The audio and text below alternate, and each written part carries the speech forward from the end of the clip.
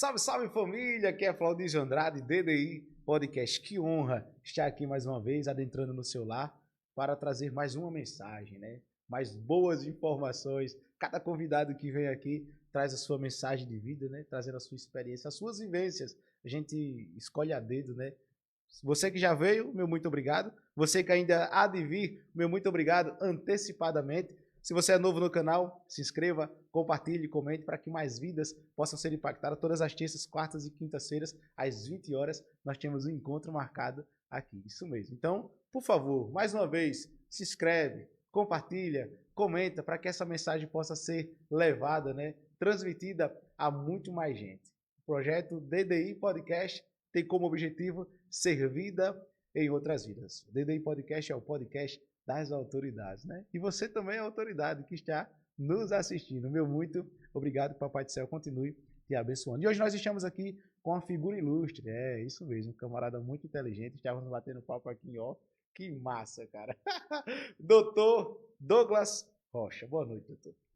Boa noite, Claudísio, tudo bom? Tudo bem. Primeiro eu quero te agradecer, cara, desde quando eu vim trabalhar aqui em Arapiraca que eu tô acompanhando o seu podcast e para mim é um grande prazer estar aqui com você, essa grande figura ilustre aqui em Arapiraca. Coisa boa, coisa boa. Ainda que saibamos quem são os convidados que aqui vem, né? Eu quero mandar aqui um abraço para o doutor Edberg, ao doutor Matheus, que foi a ponte, né, para o senhor estar aqui, né, mediante tantas ocupações, né, o senhor está aqui conosco hoje. Ainda que saibamos quem são os convidados, mas eu queria saber aí um pouquinho da sua história. Quem é o doutor Douglas? Pergunta difícil, né? Como que é difícil falar da gente? Mas enfim, né, eu sou uma pessoa de origem relativamente humilde, né, de pais maranhenses. Eu nasci no interior de São Paulo. Me criei no Maranhão, passei um tempo no Maranhão, a maior parte da minha vida lá, né? Tanto na capital, São Luís, quanto também no interior, né? E aí, como nós éramos de uma família relativamente humilde, a gente, tanto eu quanto eu tenho um irmão, né? Nós sempre trabalhávamos desde pequeno, estudávamos, né? E aos poucos a gente foi conseguindo uma coisa ou outra, né? Eu passei no concurso público ainda na faculdade, entrei na faculdade também, né? Eu fiz o curso de Direito na Universidade Federal Tocantins, né? Onde também eu morei durante o tempo, fui para lá para fazer faculdade.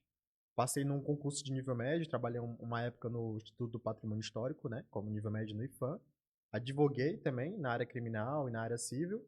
E hoje eu sou delegado de polícia aqui na unidade de homicídios. Qual a idade do senhor? Eu tenho 27 anos. 27 anos. 27. Eu fiz essa pergunta, né, aqui, e a gente conversou bastante antes do bate-papo, propriamente dito aqui, diante das câmeras, né? Mas eu queria que o senhor externasse para a gente. A vida de concurseiro, como foi? O senhor, e como é que surgiu o interesse pelo direito, né? De onde veio a inspiração?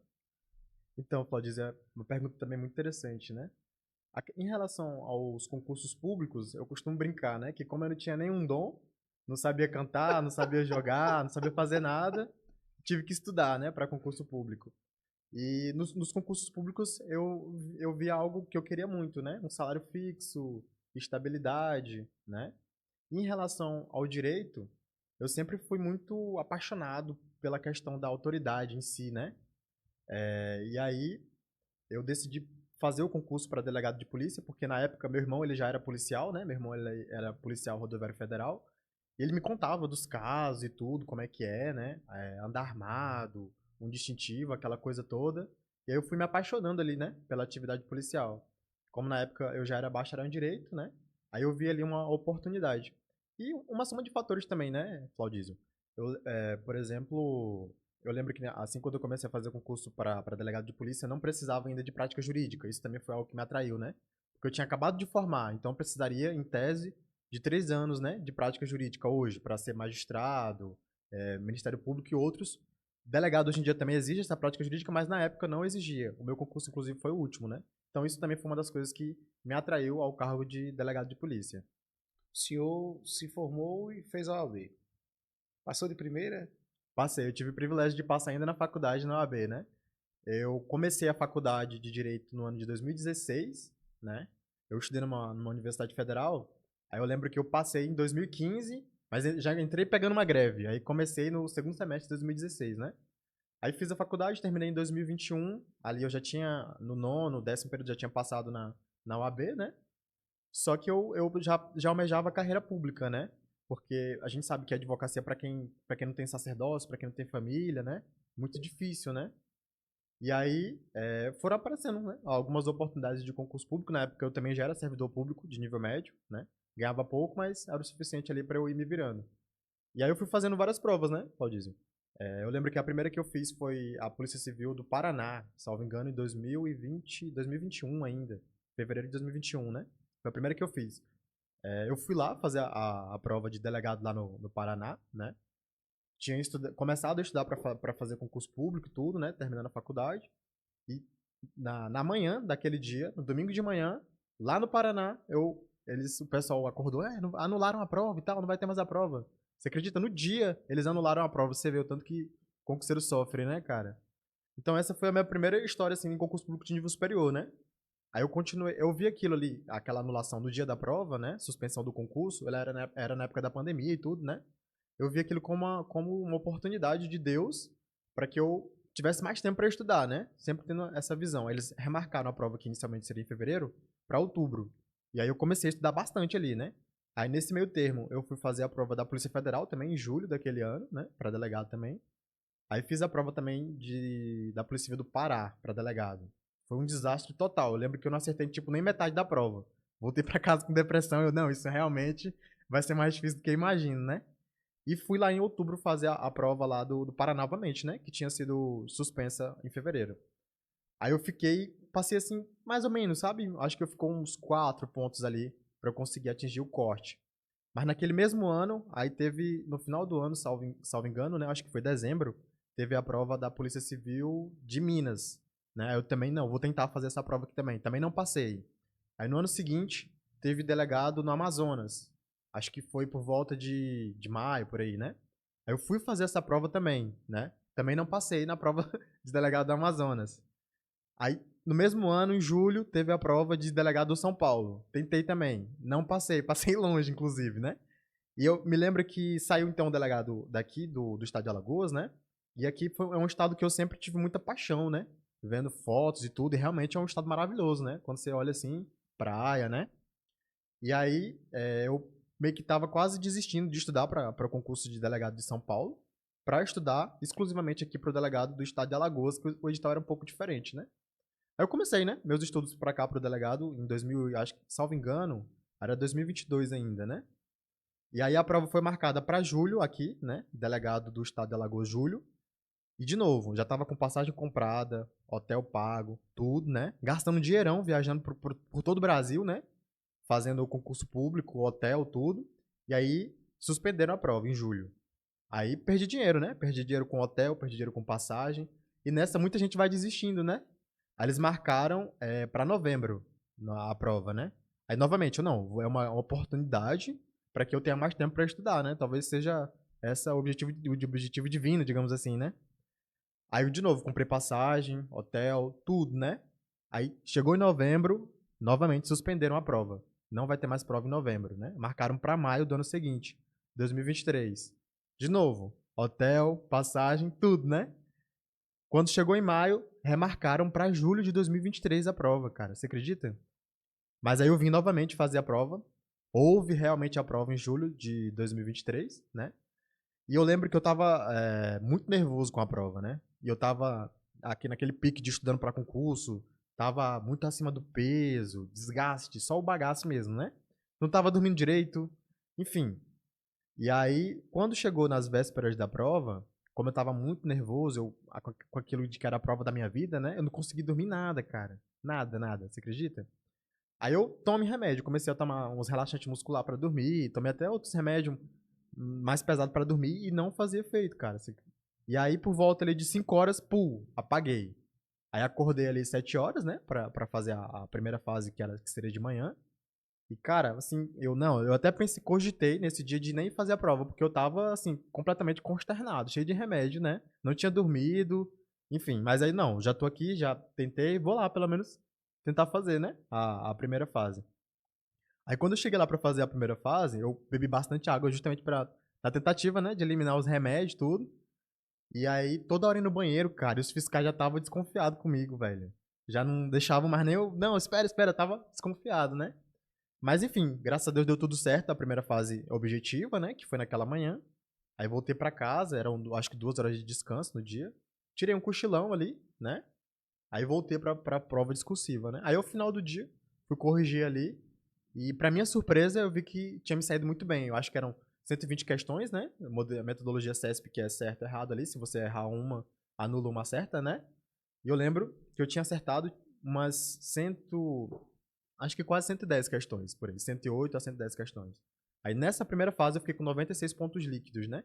Foi uma nota muito boa pra eu avançar pra fase seguinte. Enfim, né? Como pra você ver, né? Que quando a gente tá estudando pra concurso público, a gente tem aquela visão de que tudo vai ser certinho, vou estudar, vou passar, né? Mas o caminho pra concurso público, ele costuma ser muito tortuoso mesmo, né? E isso eu tô contando pra você a história que me levou a ser delegado de polícia, né?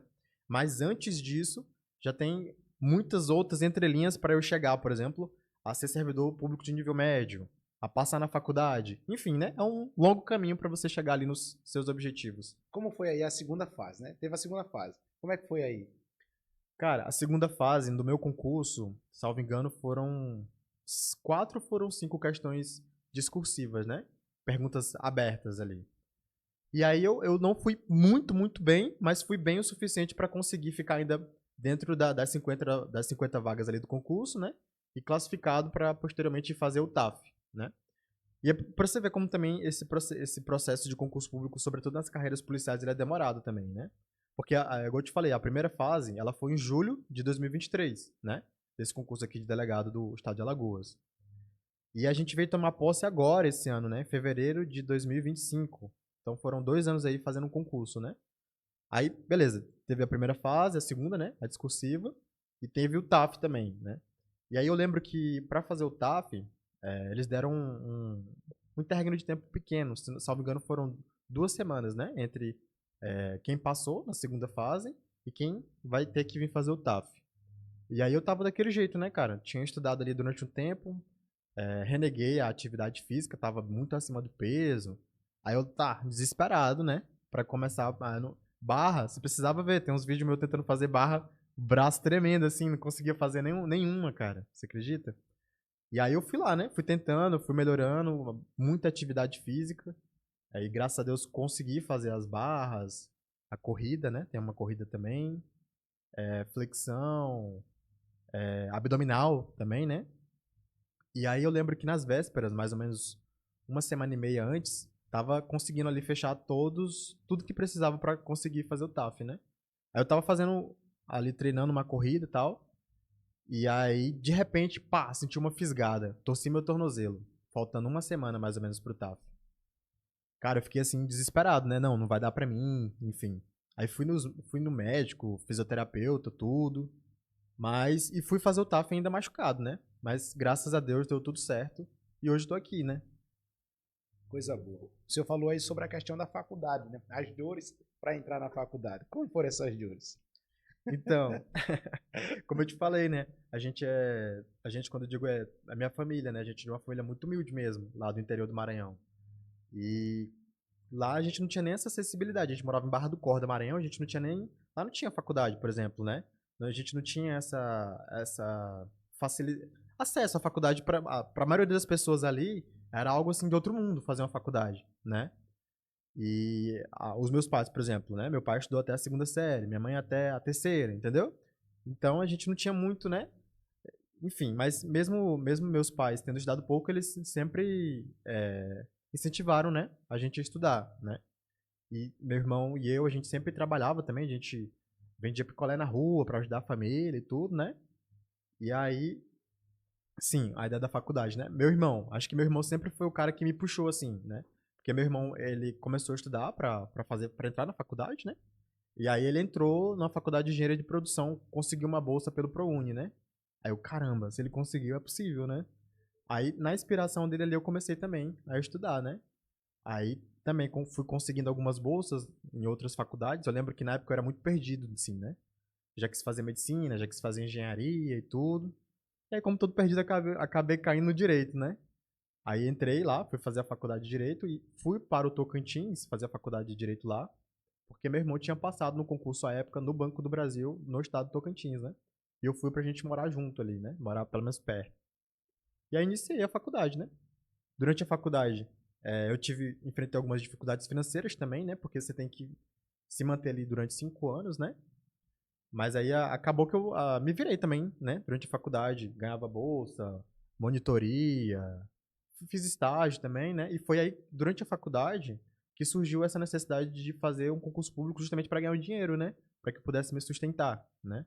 Aí eu lembro que ainda no quinto período eu passei nesse concurso de nível médio do IFAM. Na época eu estava estudando pro concurso do Ministério Público, né? Mas apareceu esse, eu passei, graças a Deus, né? E aí, por coincidência, esse concurso era justamente. Só tinha uma vaga desse concurso. Eu consegui almejar essa vaga, né? Ficar lá em Palmas, que era onde eu estava estudando, para que eu pudesse ainda continuar na faculdade, né? E, enfim, foi através desse concurso público que eu consegui ganhar um dinheirinho para me manter, né? E fazendo esses outros concursos públicos até chegar aqui onde eu tô, né? O senhor falou que sobre o concurso de delegado, em algum momento o senhor pensou em desistir, inclusive, de fazer a prova. Mas em relação à faculdade de Direito, teve algum dia, algum momento que o senhor disse, poxa, tá puxado, vou parar? Cara, em relação à faculdade, igual eu te falei, assim, a maior dificuldade que eu tive realmente foi a financeira, sabe? Porque minha família morava longe, né? Mesmo meu irmão morando ali perto, a gente morava separado, né? Então tinha uma dificuldade financeira muito grande ali, né? E mas em momento algum, em relação à faculdade, em momento algum eu pensei em parar não, porque eu sabia que a faculdade de direito era algo que eu tinha lutado muito para conseguir também, né? É também muito difícil você entrar numa faculdade pública hoje em dia, né? E aí eu sabia que aquela universidade poderia também me trazer inúmeras outras oportunidades. Costumo até brincar, né? Que o bacharel em Direito é o único que sai não sendo nada, né? O que que você é? Bacharel em Direito. Não é advogado, não é nada, né? Mas, ao mesmo tempo, é um dos cursos que mais te proporciona um espectro de muitas profissões, né? Analista, promotor, juiz, delegado, advogado. Então, realmente é uma graduação muito interessante ainda, né? Tem muitos jovens que estão nos assistindo, inclusive tem uma página que é nossa parceira Concurseiros Alagoana, e eu queria que o senhor desse aí um conselho para os jovens que estão nos assistindo, que mesmo de origem humilde e por vivenciarem uma realidade totalmente diferente da que sonham, da que galgam, mas mesmo assim tem sonho de ser um agente público, de ser um delegado da Polícia Federal, de ser um delegado da Polícia Estadual. O que é que o senhor diz aí para esses jovens? Claudiz, eu digo para eles, né? Que não existe nada, eu costumo falar isso para minha família, para todo mundo que eu passo, né? Não existe nada mais satisfatório e mais importante do que você lutar pelos seus sonhos, do que você estudar, né? Tem um princípio, que é o princípio de Pareto, né? Que é a lei do 80-20, que as pessoas utilizam em todas as áreas e eu aplico também nessa questão da vida, né? Eu costumo dizer que os 20% que você sofre ali estudando, se esforçando para conquistar alguma coisa, depois te proporciona 80% a mais de benefícios, ou até muito mais que isso. Cada minuto de estudo que você se dedica ali, que você sofre, que você se empenha, depois isso traz um fruto muito, muito, muito maior. Não existe nada que vale mais a pena do que você lutar pelos seus esforços. Você, inclusive, é um exemplo disso, né? É muito satisfatório. Hoje mesmo, eu vejo de onde eu vim, eu vejo a minha família. Eu realmente me sinto muito feliz, embora eu não seja uma pessoa rica, né? Mas eu consigo ter uma vida mediana, né? Digamos assim, você consegue ter um carro, consegue viajar, enfim. Consigo ajudar a minha família e eu fico realmente muito satisfatório você olhar para trás e ter orgulho da sua própria história. Você saber que aquele seu esforço rendeu um grande resultado, né? O senhor foi aprovado no último concurso do Estado de Alagoas da Polícia Civil para delegados. Foram 50 aprovados, né? Sim, foram 50, aham. Bati um papo, ressalto mais uma vez, com o doutor Matheus, né? Que foi um também dos aprovados. E aí, ser aprovado no Estado de Alagoas como delegado da Polícia Civil, o que muda na vida do doutor Douglas? Cara, minha vida, assim, eu não vou ser hipócrita, né, de dizer que enfim, um dos principais motivos pelos quais eu quis estudar para concurso público realmente foi o aspecto financeiro, né? E a minha vida financeira mudou bastante, né? Hoje, igual a gente estava conversando, né? Eu tenho a capacidade financeira de ajudar a minha família, de ajudar as pessoas que eu gosto. Eu tenho acesso a lugares que antes eu não tinha. Comprar um carro, né? Um carro melhor. Isso é muito satisfatório. E, para além disso, é uma profissão espetacular. É, ser delegado de polícia é realmente incrível, né? porque você realmente vê o resultado do seu trabalho ali na ponta, né? São pessoas, que eu costumo dizer, né? É o bem combatendo o mal. São pessoas ruins, né? Que fazem coisas ruins e que através do seu trabalho você consegue atenuar aquele mal que aquela pessoa fez, né? Eu não digo nem fazer justiça porque fazer justiça já é algo muito maior, né? E é muito satisfatório você ver isso, entendeu? É uma família, às vezes, que te procura porque teve um ente querido que foi ceifado, você não vai poder devolver a vida para aquela pessoa, mas o simples fato de você prender aquele criminoso que cometeu aquele mal já acalenta a alma daquela família que está sofrendo, né? Então, é uma profissão extremamente satisfatória, né? Afora isso, também tem o peso da autoridade, né? Quer queira ou quer não, as pessoas te veem de uma outra forma. E isso também é muito interessante, né? Óbvio que nós continuamos sendo seres humanos comuns, né? Simples. Mas realmente é uma profissão que todos os dias eu agradeço a Deus por estar exercendo e procuro, né? Fazer da melhor maneira possível. O senhor bem falou sobre a questão de lidar com a criminalidade. E o que muda aí no comportamento de um cidadão comum para agora um policial e ainda mais um delegado da polícia? Então, você começa a andar com mais cuidado, né? Tem certos lugares que você já não pode ir, né? Eu, por exemplo, na verdade, eu sempre fui uma pessoa mais quieta, assim, sabe? Mas tem alguns lugares muito movimentado, né? Você evita. Ainda mais quando eu tô com a minha família, eu sempre tô muito atencioso. Beber na rua, você também não é bom, né? Porque você fica ali frágil. E outro também, você sempre anda armado, né? Então você tem que tomar todas essas cautelas necessárias. Outra questão também é com as redes sociais, né? Porque os criminosos, eles observam as suas redes sociais. Então é outra cautela também que eu tenho, tenho tomado. Mas, eu digo assim que os criminosos, eles, em geral, eles até temem a polícia, respeitam a polícia, então não é algo também que eu tenho muito temor, não. A gente sabe que ontem eu gravava aqui com o delegado Tiago Prado, grande abraço para o doutor Tiago Prado, e ele falava sobre a questão da criminalidade. E a gente vê o aumento, isso a nível de Brasil. Como é que o senhor vê a questão da criminalidade no estado de Alagoas, no estado em que o senhor atua? E quantas delegacias que o senhor atua, né? Então, Claudísio, hoje eu estou no local de crime 3, né? Que faz parte da coordenação de homicídios. E o que a gente faz? Eu atuo em cerca de 56 municípios que envolvem o Agreste do estado de Alagoas, né? Inclusive Arapiraca também, né? Arapiraca para cima. E a gente realiza as investigações preliminares nos casos dos crimes de homicídio, os crimes violentos, os crimes que resultam em morte, né? Latrocínio também, tentativa, enfim. Nosso principal objetivo é prender em flagrante as pessoas que cometem esses crimes violentos e também levantar informações o máximo possível, já a autoria, as informações ali preliminares, para encaminhar para o respectivo delegado do segmento para dar continuidade às investigações, né? E isso a gente trabalha ali, ó, 24 horas, né? De madrugada, enfim, final de semana, o tempo inteiro. E eu confesso pra você que eu me assustei, cara, quando eu cheguei aqui em relação a isso. Porque lá no estado que eu morava, não sei se é porque eu não era policial, né, mas era um estado bem mais tranquilo, né? E aí quando eu entro na polícia, eu verifico assim uma grande quantidade de homicídios acontecendo a todo momento, né? Mas depois já que eu entrei, que se iniciou esse projeto de combate aos homicídios e a gente verificou que realmente está ocorrendo um combate muito mais efetivo aqui no estado de Alagoas, né, com esses novos delegados, com esses novos policiais que deu um oxigênio para a polícia, digamos assim, né? Eu tenho observado que, e inclusive as estatísticas oficiais também têm demonstrado isso, que decaiu bastante o nível de homicídios no estado, né? Mas o que eu costumo dizer também, pelo que eu tenho observado pela prática e tudo, né, é que nós, cidadãos de bem, a gente pode ficar tranquilo, cara. Porque você vai observar o homicídio, assim, a maioria, esmagadora maioria mesmo, assim, ó. Não sei estatisticamente oficial, a estatística oficial, mas acredito que mais de 80%, quase 90% sempre é relacionado ao tráfico, né? Inclusive, eu penso isso e outros pensadores também da área de segurança pública, né, que inclusive estudam isso a afinco, afirmam isso, né, que para ocorrer um combate efetivo ao homicídio, deve ocorrer também, principalmente, um combate efetivo ao tráfico de drogas, né? Então, são duas linhas ali que tem que andar juntas, né?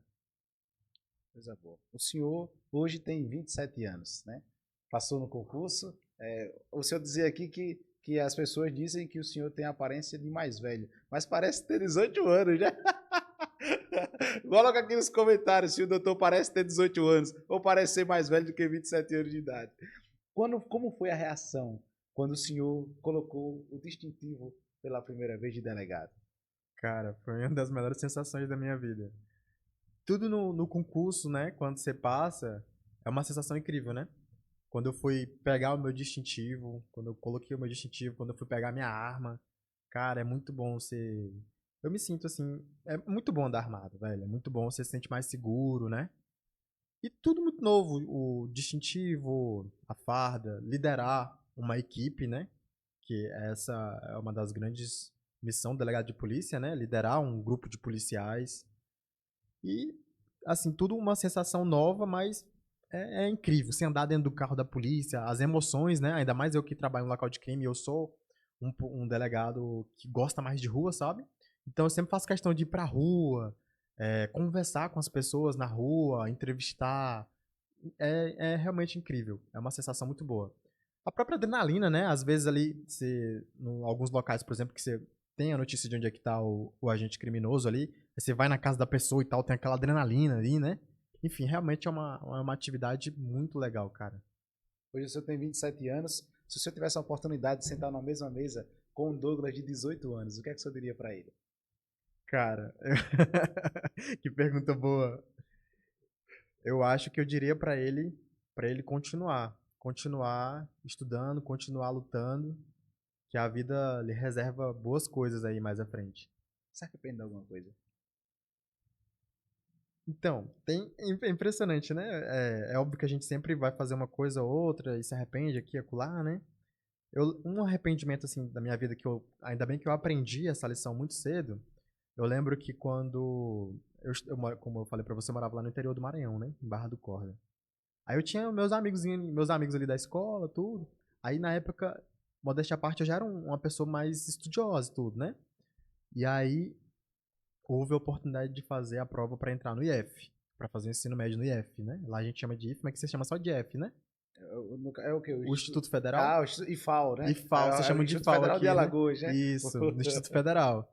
Aí era um ensino médio, né? Top. E aí eu, não vou fazer essa prova não, porque tem meus amigos aqui, não quero me despedir dos meus amigos, tudo, né? E de fato, não fiz a prova. E aí, quando eu entrei no ensino médio, eu continuei numa escola pública que não era muito boa, uma escola municipal no interior do estado, né? Inclusive não tinha nem professor às vezes de química, de matemática, essas coisas todas. E aquelas próprias pessoas ali que disseram meus amigos, fizeram a prova, passaram e foram lá estudar lá no Instituto Federal, né? Ali, cara, eu acho que é uma coisa pequena, mas eu acho que eu aprendi, é um arrependimento que eu levo, mas que eu aprendi uma grande lição, né?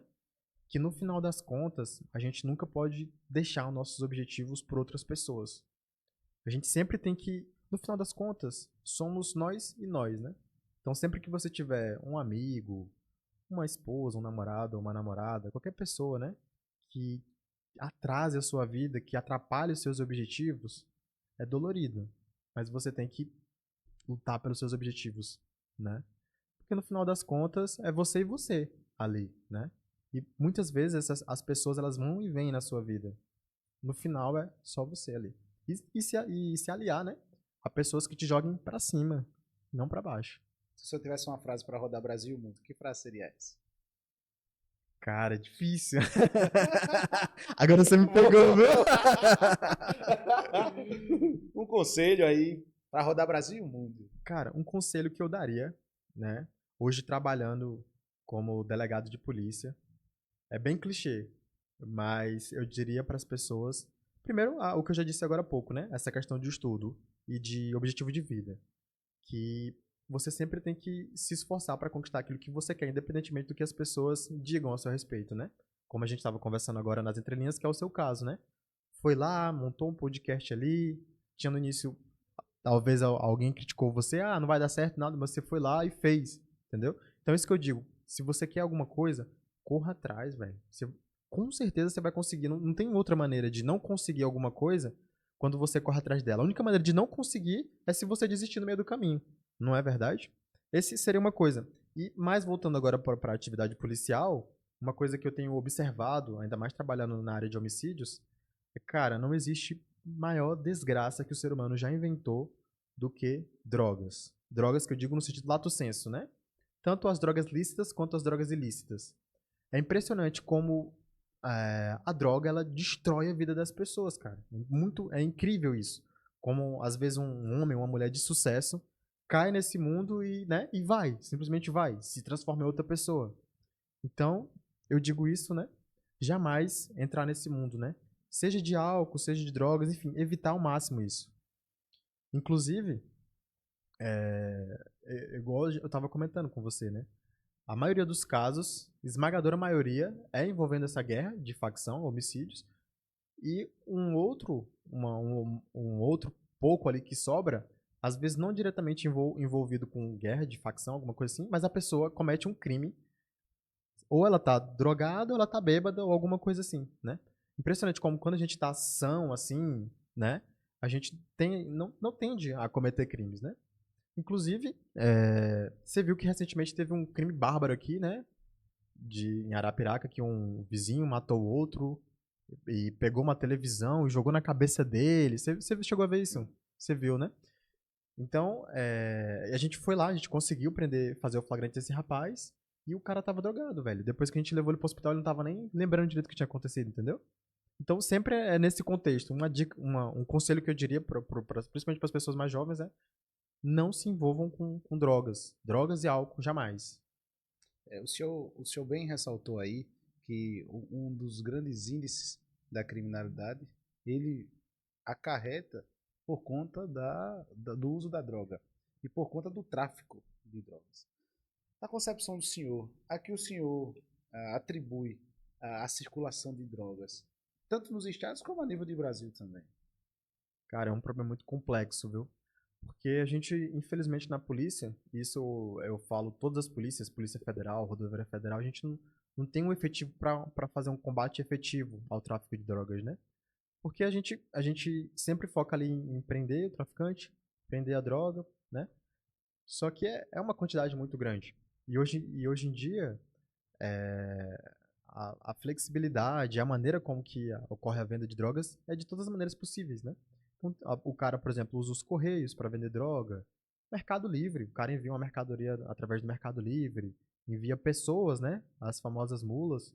Então, assim, infelizmente a gente não vai conseguir combater efetivamente. Por mais que a gente se esforce, a gente vai continuar se esforçando para asfixiar ainda ao máximo possível o tráfico, né? Mas sempre vão haver pessoas comprando, né? Sempre vão haver pessoas comprando e, consequentemente, sempre vai ocorrer esse poder financeiro também.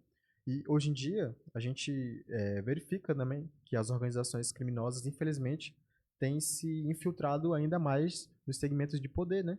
Inclusive, revistas, jornalistas têm feito matérias investigativas demonstrando isso, né? Que organizações criminosas, por vezes, patrocinam ali pequenas prefeituras e até outros mais, né? Infelizmente, é uma realidade que vem se intensificando no Brasil.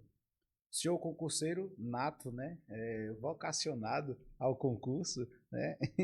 E aí surge a tecnologia.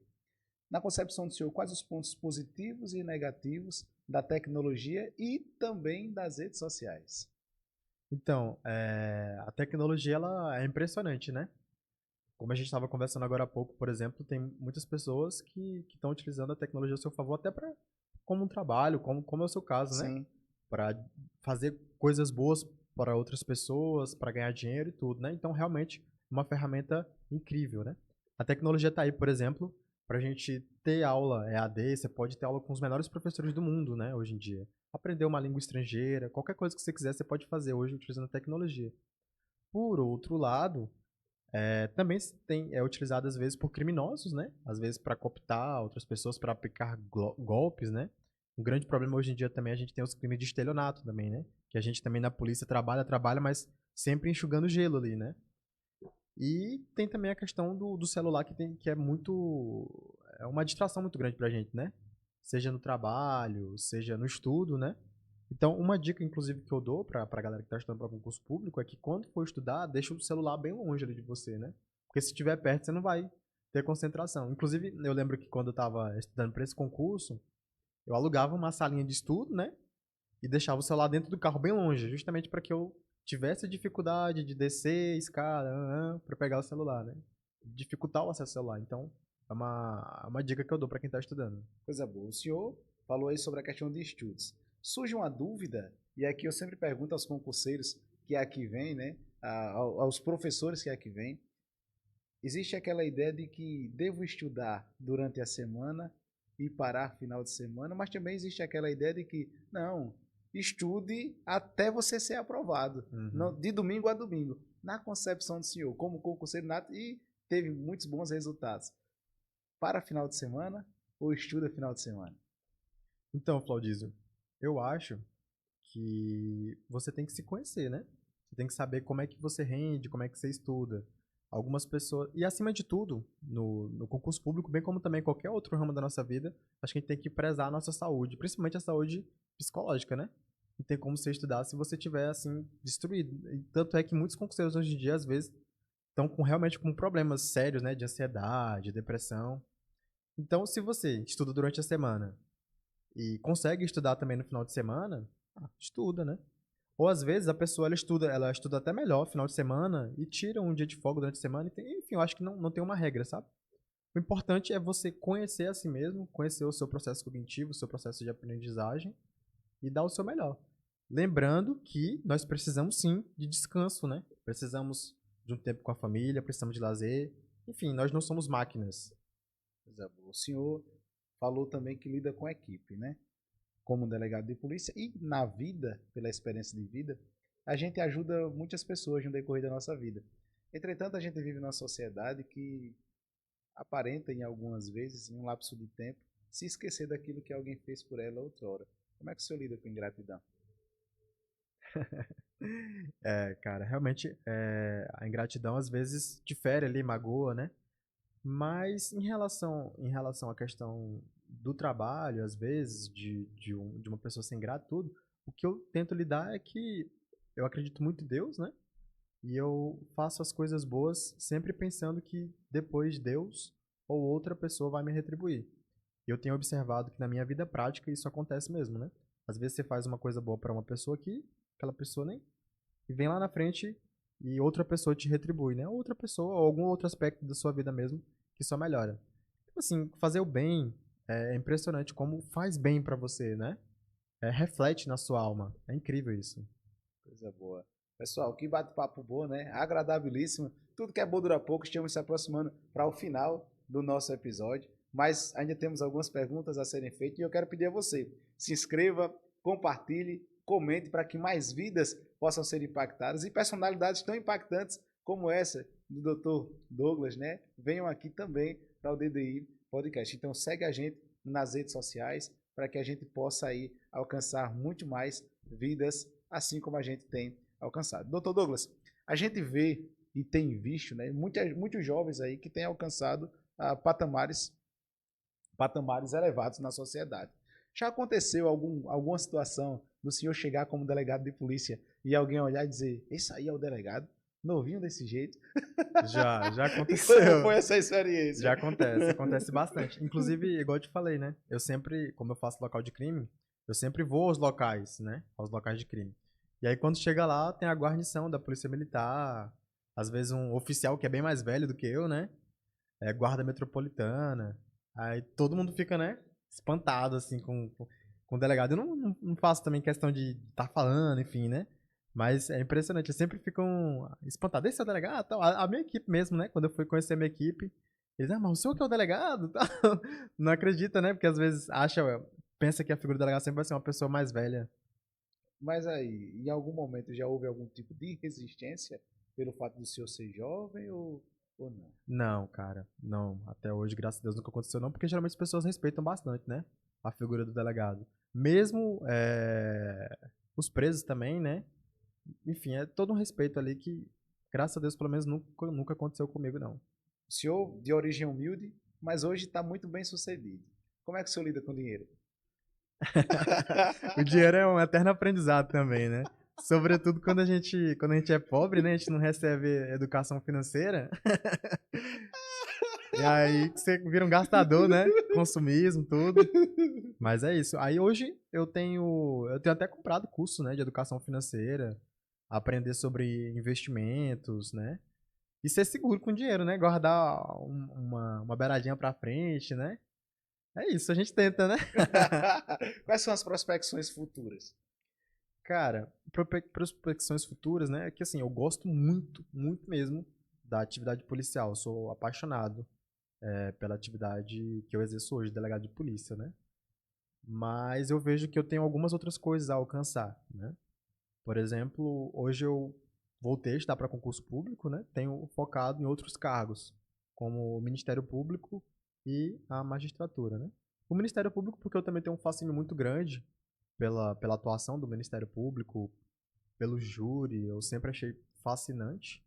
E a magistratura porque também eu acho incrível a atividade judicante.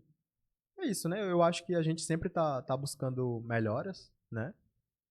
E como me considero ainda jovem, eu acho que ainda posso exercer essas atividades, experimentar essas atividades, experimentar é, novas experiências, né?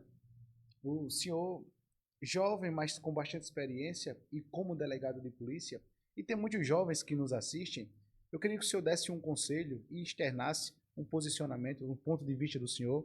As pessoas muito falam sobre a questão do meio influenciar.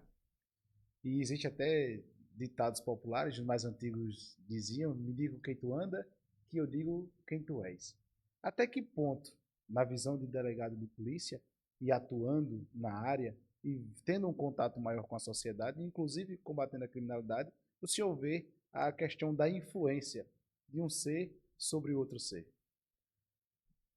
Isso é impressionante e comprovado cientificamente, né? Fato, inclusive a psicologia chama isso de cognição social, né? Quando você está inserido ali no meio, e hoje em dia, inclusive meio de tecnologia, a depender do grupo que você faz parte nas redes sociais, daquilo que você assiste, daquele grupo que você está inserido, aquilo te influencia muito, né? Como você falou, é um ditado popular, um provérbio bíblico, né? Dize-me com quem tu andas que eu direi quem tu és. Então, inclusive eu observei bastante isso durante a minha vida, né? Lá, quando eu morava lá no interiorzinho do Maranhão, as pessoas tinham uma mentalidade diferente das que eu encontrei quando eu fui para a faculdade, por exemplo, né?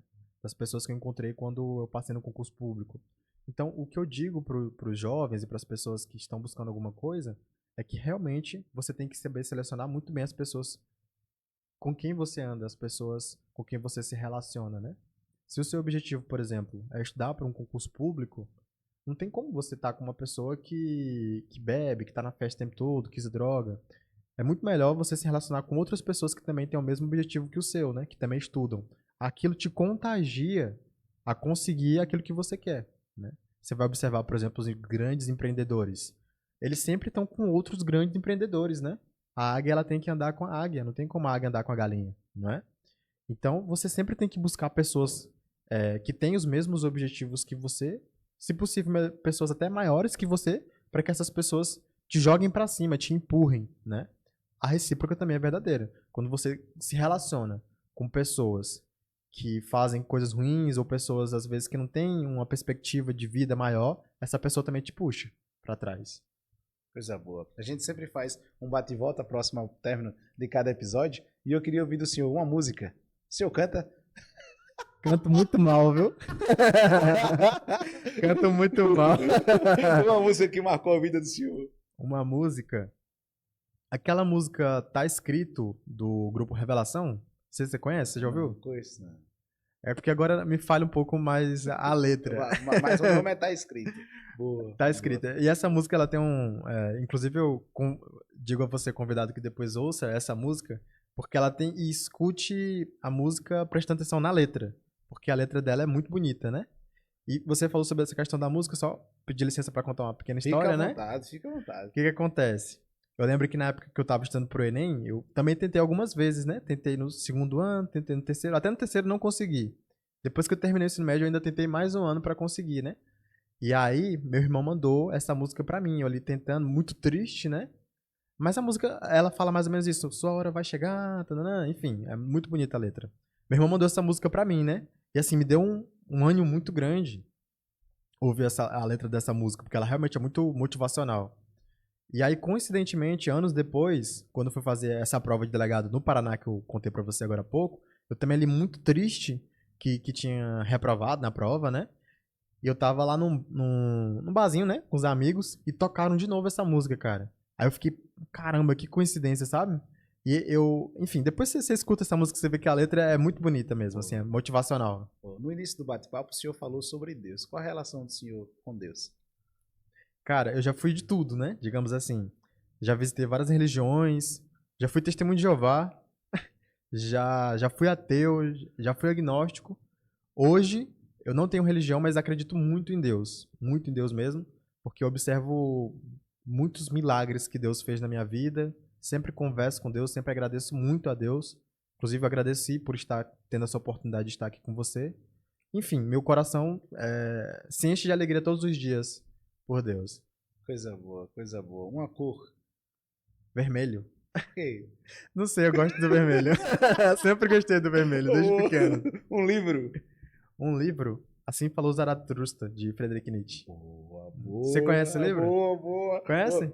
O grande professor Clóvis de Barros Filho fala muito Pois sobre é. esse livro. Inclusive, eu fiz o discurso, né, de formatura nossa, de posse, na verdade, discurso de posse. E aí eu citei um trecho desse livro, porque realmente é espetacular esse livro. Lembra? Quer recitar aqui? Cara, não. Aí você me pegou.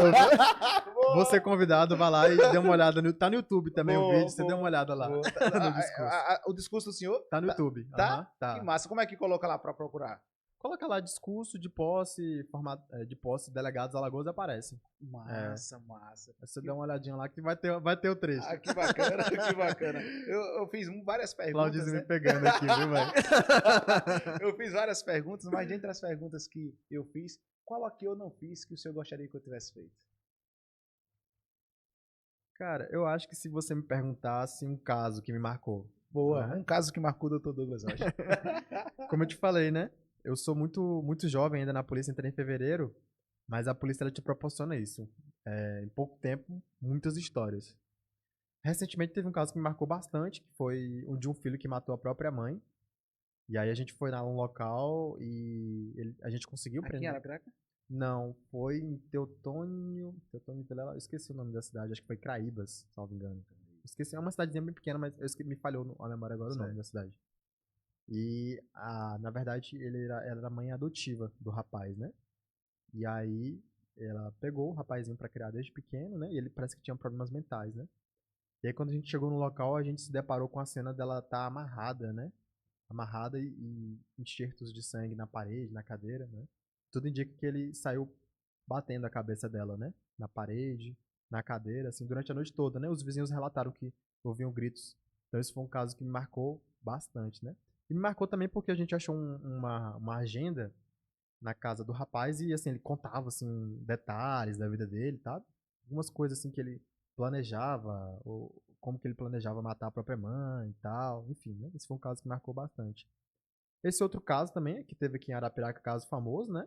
Porque o rapaz que matou o vizinho, um senhor de 70 anos, e nesse caso o senhor não tinha nada a ver, não era uma pessoa do bem, né? Então esses casos te marcam bastante, né? E a maneira que a gente encontrou o corpo me marcou bastante, porque ele pegou, depois que ele tinha matado o senhor com uma enxada, ele pegou uma televisão daquelas, assim, televisão antiga, sabe? De tubo, E né? ficou batendo na cabeça do senhor. Então tava todo espatifado, senhor. Então esse foi um caso também que marcou bastante. E mesmo tendo cometido esse homicídio, ele ainda estava mandando mensagem pro filho e pra esposa ameaçando ela, né? Motivo pelo qual a gente acelerou nossas investigações para localizar esse rapaz. E também teve aquele caso, né, que viralizou aí no Brasil, que a gente foi fazer o local de crime, lá de Teotônio Vilela, que o rapaz matou um senhor com a foice. Você lembra desse caso? Aí, quando a gente chegou lá, eu me deparei com aquele corpo ali, né? Muito, O senhor atuou nesse caso? atuei nesse caso também. Embora não tenha sido a nossa equipe que fez o flagrante, mas a gente passou as informações para a equipe do segmento conseguir localizar o rapaz. Né? Tudo certo. Eu fiz essa pergunta ontem ao Dr. Tiago Prado e que já tem bastante tempo de polícia. O senhor é recente, mas atua como delegado e tem visto aí e já tem tido muita experiência em relação a esses casos de crime. Como identificar o criminoso quando ele está mentindo ou não? Cara, a gente sente, velho. Sinceramente, é até difícil explicar isso, né? Mas dá pra sentir, porque qualquer pessoa, quando ela mente, ela não cria a história e todas as suas nuances, né? Então você vai perguntando ali, você vê que a história não bate, né? Você tava onde? Ah, eu tava no lugar X. Mas aí você, por exemplo, pega a herb do cara e vê que ele tava no lugar Y, né? E contra a ciência não existe, né? Não existe contraprova contra a ciência, como eu estou te explicando. A questão da herb, a geolocalização, câmeras, né? Testemunhas. Então, assim, é, essa dá para você perceber através disso, né? Um lugar que marcou o senhor? Alagoas, com certeza, que lugar maravilhoso. Ô, doutor Douglas, que honra tê-lo aqui, né? A gente sabe que a sua agenda é muito concorrida e corrida, né? Se está se tornando meu amigo, por parte de amigo, doutor Edberg, que é delegado regional aqui da cidade de Arapiraca, e o doutor Matheus também, né? Grande delegado, que também passou no concurso com o senhor, né? E a gente falava aqui, e o senhor falava mais do que eu sobre a amizade, né? Dos senhores, desde a época de concurso, né? E isso é muito bom, isso é muito válido, né? E hoje os dois estarem atuando, parabéns. Eleve muito o nível do DDI Podcast, tê-lo aqui, mas eu quero deixar as considerações finais para o senhor. Fique à vontade. Então, Flodis, novamente, eu, de coração mesmo, é um grande prazer para mim conhecer você, né? Igual eu te falei, já tem um tempinho já que eu te acompanho os seus cortes. E conhecer você foi um grande prazer mesmo para mim. Eu percebi que você é um ser humano incrível mesmo. Uma pessoa que tem engrandecido bastante, trazido bastante conhecimento e coisas boas para outras pessoas. Eu te parabenizo por isso. E, novamente, muito obrigado pelo privilégio que é estar aqui com você. Coisa boa. Bater um papo 2, né? Bater um papo 2. Que honra. Mais uma vez, muito obrigado. Papai do Céu continue te abençoando, né? É muito bom ter pessoas inteligentes aqui no lado da bancada do DDI. Eu sempre digo que essa mesa ela é contagiante, né? E a sua energia ela é muito boa, muito boa. E até uma das dúvidas, né? Quem está vindo aí, né? Quem está assistindo, o senhor tem um sorriso estampado no rosto, né? E às vezes o fato de ser delegado, os delegados tradicionais, né? Eram aqueles delegados que bravos, né, e tal. E aí como é que o senhor faz para ter esse misto aí de seriedade e as pessoas não confundirem isso, mas de certa forma levar essa suavidade? Como é que o senhor faz para conseguir manter esse controle? Pois é, cara. Porque assim, sinceramente, modéstia à parte, eu me considero uma pessoa simpática, né? Igual você falou, sempre sim, tento sim. tratar todo mundo com simpatia e separar, né, cara? Separar a profissão. Eu também não posso chegar num local de crime, por exemplo, tá lá a família chorando e eu chegar sorridente. É óbvio que isso não rima, né? Então, tudo tem o seu lugar, né? Na igreja você se comporta de uma maneira, em casa você se comporta de outra, no podcast de outra, Boa, né? boa. Então é isso, é fazer Boa. essa separação. Coisa boa, coisa boa. Muito obrigado mais uma vez. Para mim é uma honra tê-lo aqui, né, e as portas do DDI Podcast estão sempre abertas. Muito obrigado, meu amigo. Grande honra, tá? Se inscreve, compartilha, comenta. Todas as terças, quartas e quintas-feiras nós temos um encontro marcado aqui às 20 horas. Se você quiser ouvir papos como esse, como a gente bateu agora com o doutor Douglas Rocha, né, grande delegado de polícia aí, concurseiro nato, é um cara incrível, é só ficar ligadinho aqui com a gente. Segue, se inscreve, comenta, deixa o joinha para que a gente consiga alcançar muito mais vida. É isso, valeu!